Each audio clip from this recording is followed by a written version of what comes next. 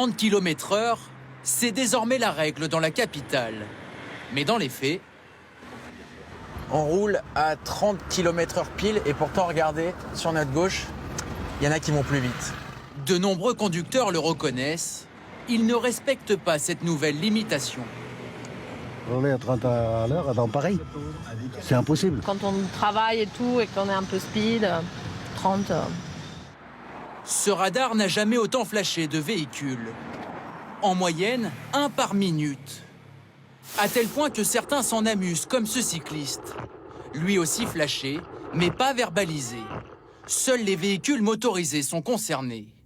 Ils sont sanctionnés d'une amende de 135 € et du retrait d'un point, de 2, si l'excès dépasse 20 km/h. Mais en réalité, les Parisiens ont peu de chances d'être contrôlés. La ville ne compte que 3 radars fixes. 2 autres vont être mis en service dans les 8e et 4e arrondissements. Les policiers pourraient bientôt faire des contrôles aléatoires. Des discussions sont en cours entre la mairie et la préfecture.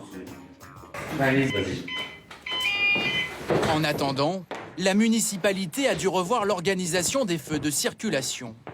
Tout se déroule dans ce lieu ultra sécurisé, le centre névralgique de la gestion des carrefours parisiens.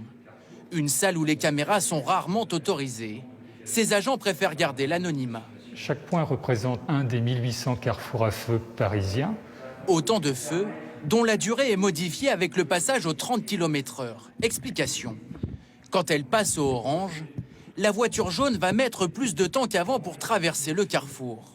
Il a donc fallu rallonger la durée du feu rouge à gauche avant qu'il ne passe au vert. Ça dépend de la géométrie, chaque carrefour est particulier. La différence entre les deux, c'est entre 0 et 1 seconde supplémentaire ajoutée au temps de dégagement.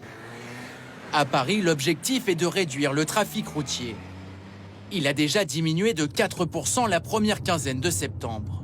Dans les 2 ans à venir, les villes de Lyon, Clermont ou Toulouse imposeront elles aussi les 30 km/h.